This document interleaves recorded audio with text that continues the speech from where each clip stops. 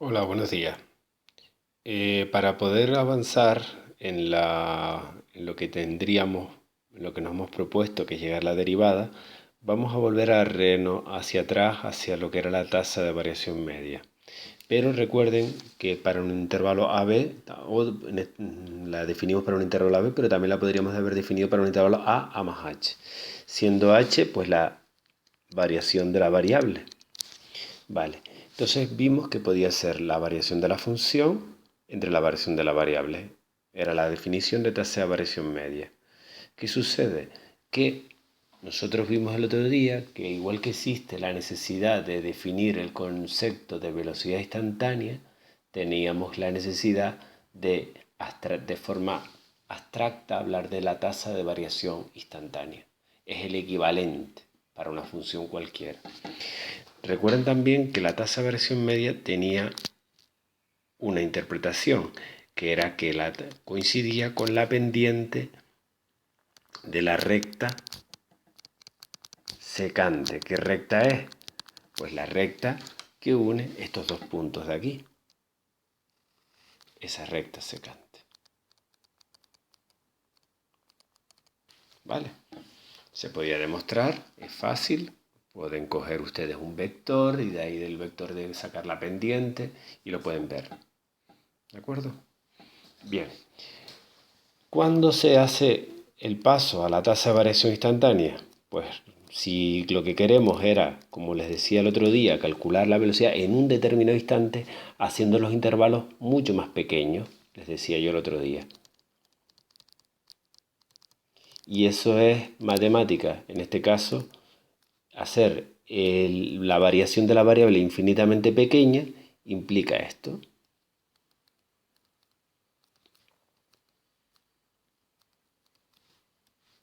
Y esto es lo que llamamos tasa de variación instantánea, pero también es lo que llamamos la derivada. ¿Vale? Esto es lo que vamos a llamar la derivada en un valor A. Derivada en x igual a A. Y es esa definición. Por tanto, para que sea derivable, para que exista la derivada, tiene que existir tanto el límite por la izquierda de esa fracción y el límite por la derecha y ser iguales. ¿Vale? Esto que llamaremos es lo mismo que estaríamos poniendo aquí. Esto es lo que llamamos la derivada por la izquierda y esto es lo que llamaremos la derivada por la derecha. Y repito, para que exista la derivada tiene que existir, como cualquier límite que es, las dos derivadas laterales y ser iguales, los dos límites. ¿De acuerdo? ¿Cuál es la interpretación geométrica? Pues ya también el otro día lo vimos. Y esto es muy importante para nosotros.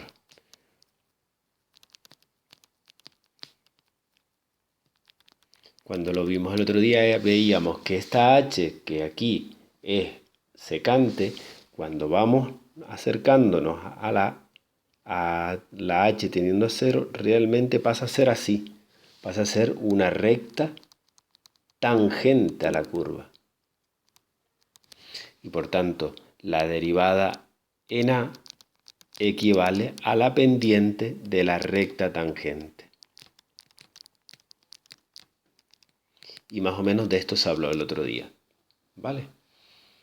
Bueno, ¿qué es lo que se conoce como función derivada?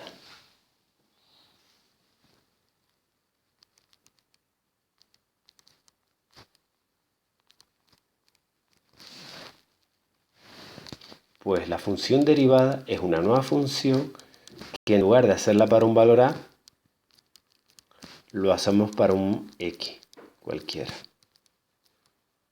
¿De acuerdo? Esto sería la función derivada. ¿De acuerdo? Bueno, antes de ponernos a hallar la función derivada de alguna función, vamos a ponernos un ejemplo de una función que ustedes conocen, que es el valor absoluto, que se define menos x, es decir, se le cambia de signo si es negativo y x si es positivo. y vamos a estudiar la derivada en el cero. ¿Vale? Recuerden que esta función es una función continua en x igual a 0. Cuando se estudió. Además su gráfica, quisiera que la vieran ahora un momentito, sería así. ¿Vale? Sería una función a trozos, aquí sería la recta x y aquí menos x. Vale. Y vamos a plantearnos cuánto sería la derivada en el cero. Entonces tendríamos que hacer el límite cuando h tiende a 0 de f de 0 más h menos f de 0 partido por h, ¿vale? En este caso 0 más h es h, ¿cuánto valdría la función por la izquierda? Pues la función por la izquierda, esta es la que habría que tomar, ¿no? Si esto es h, repito, y h es un valor que es negativo, porque lo tiende a 0 por la izquierda, aquí la función que hay que usar es menos h. La función en el 0 es 0 partido por h, y esto, si ustedes lo simplifican, menos h partido por h terminaría dando menos 1. Si hacemos el límite por la derecha de 0, f de 0 más h menos f de 0, ahora esto h es positiva, ¿no? Entonces hay que tomar la función que corresponde a los valores positivos.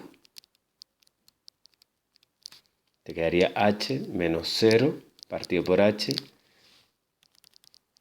límite cuando h tiende a 0 de h partido por h quedaría 1. ¿Qué está pasando? La derivada por la izquierda de 0, la derivada daría menos 1, y la derivada por la derecha de 0 es 1. Como son los límites laterales distintos, esta vez tenemos que concluir que no existe la derivada en el 0. Porque para que sea este el límite, tienen que ser los dos límites laterales iguales. Siempre hemos dicho lo mismo, ¿verdad? En este caso, los límites laterales o las derivadas laterales, como las podemos llamar también, son distintas, por tanto no existe la derivada en el 0. ¿De acuerdo? Esto que está pasando, eso es debido a este punto anguloso que está aquí. Esto es normal que pase. ¿De acuerdo? Entonces, es interesante que ustedes asimilen que cuando hay un punto anguloso,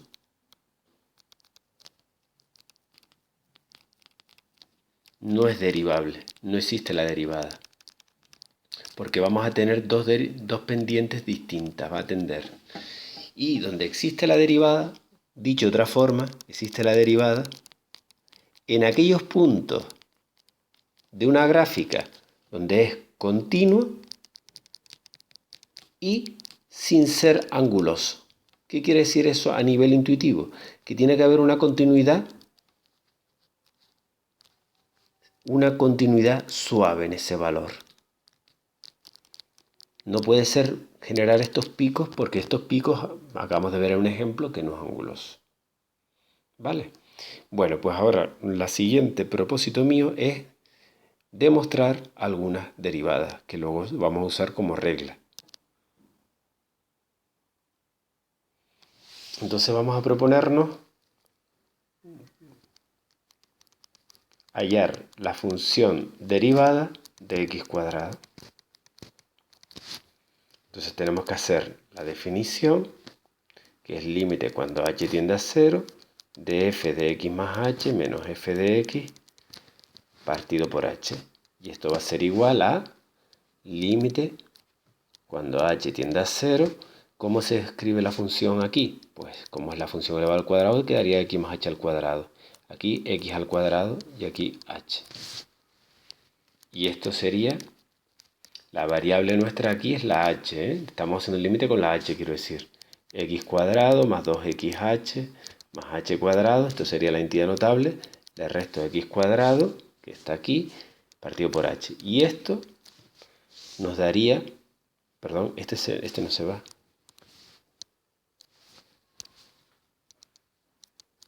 Diría esto.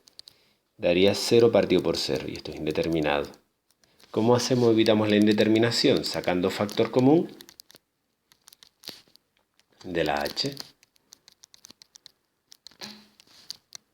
Se te va esta h con esta h, sustituyes ahora 2x más 0 igual 2x. O sea que la función derivada va a valer 2x. Hagámonos la misma pregunta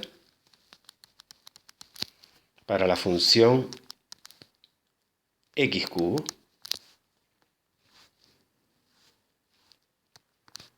¿Cuánto valdría la función derivada? Pues hacemos lo mismo. Límite cuando h tiende a 0 de f de x más h menos f de x partido por h, y esto sería igual, pues, límite cuando h tiende a 0 de x más h al cubo menos x al cubo partido por h, y esto sería igual, esto se puede desarrollar con Tartaglia, con el triángulo Tartaglia, o el desarrollo del cubo, el que se lo sepa, quedaría x cubo más 3x cuadrado por h más 3x por h cuadrado más h cubo menos x cubo. Se te va y se te va. Partido por h, vuelves a sustituir, te quedaría 0 partido por 0. Cuando sustituyes la h por 0. Y sacando factor común de la h,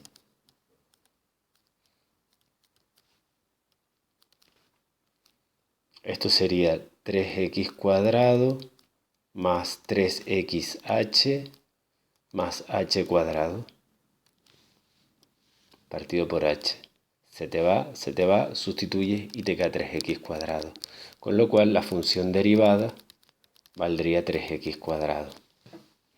Si ustedes hicieran lo mismo con la función x, podrían ver que la derivada de x vale 1.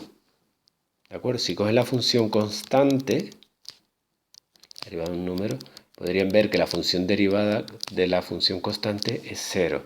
Si fuera en general un x elevado a n, se podría demostrar que la función derivada sería n por x elevado a n menos 1. ¿De acuerdo? Y esto es un poco hasta donde queremos llegar hoy, para que ustedes vean de dónde van saliendo las reglas de las derivadas a través de esa definición de función derivada como un límite, ¿vale? Cuando ya lleguemos al momento práctico, toda esta parte ya quedaría descartada. ¿De acuerdo? Pues este sería un poco lo que quiero un poco enseñarles hoy.